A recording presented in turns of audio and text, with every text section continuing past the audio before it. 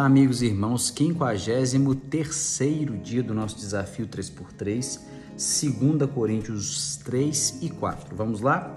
Paulo prossegue, nessa carta aos Coríntios, reforçando muitas doutrinas, porque ele sabia que a igreja estava recuperando-se, mas precisava de um reforço. Então ele começa o capítulo 3 comparando a velha aliança, ou seja, a aliança da lei. O que é a lei, irmãos? É aquela descrita no Antigo Testamento, dada por Deus a Moisés, sintetizada, resumida nos 10 mandamentos, lá em Êxodo, capítulo 20, versículos 1 em diante. Então tá em dúvida o que é lei?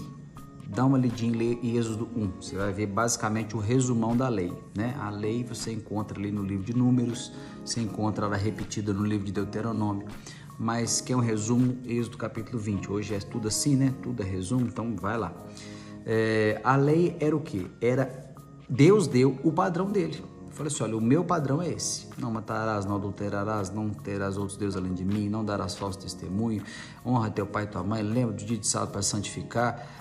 Uma série de ordenanças que Deus deu para o homem cumprir. E o homem não conseguia cumprir. Então Paulo vai falar assim, olha, essa velha aliança, essa aliança antiga, ela é um ministério da morte. A letra mata. Esse ministério era um ministério da morte. Por quê? Porque ele apontava o pecado, mas ele não dava a solução para o pecador. Ele só falava, olha, você está errado.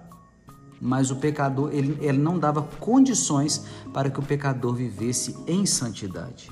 E na nova aliança, aquela feita por Jesus na cruz do Calvário, nós continuamos tendo o mesmo Deus, com o mesmo padrão, só que pela graça nós somos justificados, nós somos santificados e Ele nos habilita agora a viver uma vida santa. Então, o Espírito Santo que Ele nos deu nos vivifica, enquanto aquela letra matava. Então esse versículo aqui do capítulo 3, Paulo está comparando a velha aliança com a nova, dizendo como que a nova é superior.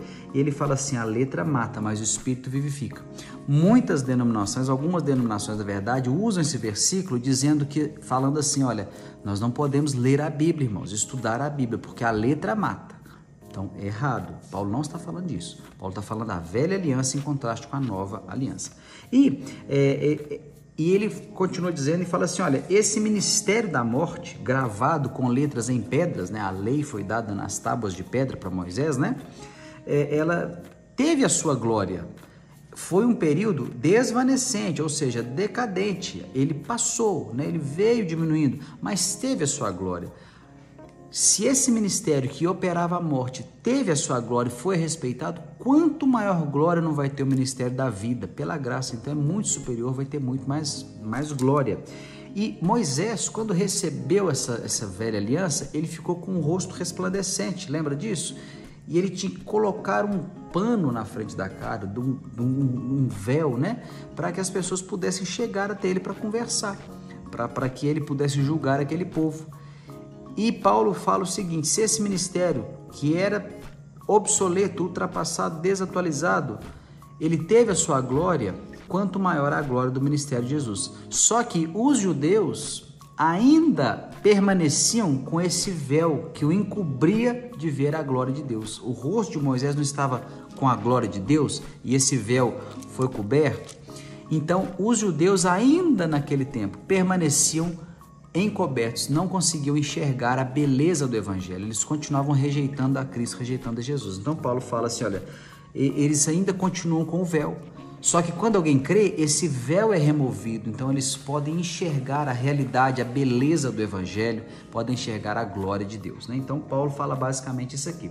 Capítulo 4, Paulo vai dizer, mais uma vez, reforçar o seu apostolado, dizendo que ele não andava adulterando a palavra de Deus, mas que Satanás havia cegado o entendimento de muitos, Ele reforça que o seu poder vem só de Deus, que Deus tem o tesouro do Evangelho, do Espírito Santo, mas em vasos de barro, Aí ele vai dizer, para que a excelência do poder seja de Deus e não nossa, para que não haja nenhum orgulho, E ele vai falar das tribulações, o propósito das tribulações, né? Se Deus existe, por que existe a maldade? Paulo dá uma resposta aqui, né? Versículo 17, terminando o capítulo 4, porque a nossa leve e momentânea tribulação produz para nós um peso eterno de glória acima de toda comparação, não atentando nós nas coisas que se veem, mas nas que se não veem, porque as que se veem são temporais e as que se não veem são eternas. Amém? Então, importantes trechos aqui, muita coisa interessante, né? Profunda, de doutrina mesmo, na segunda carta aos Coríntios. Que Deus te abençoe e uma excelente leitura.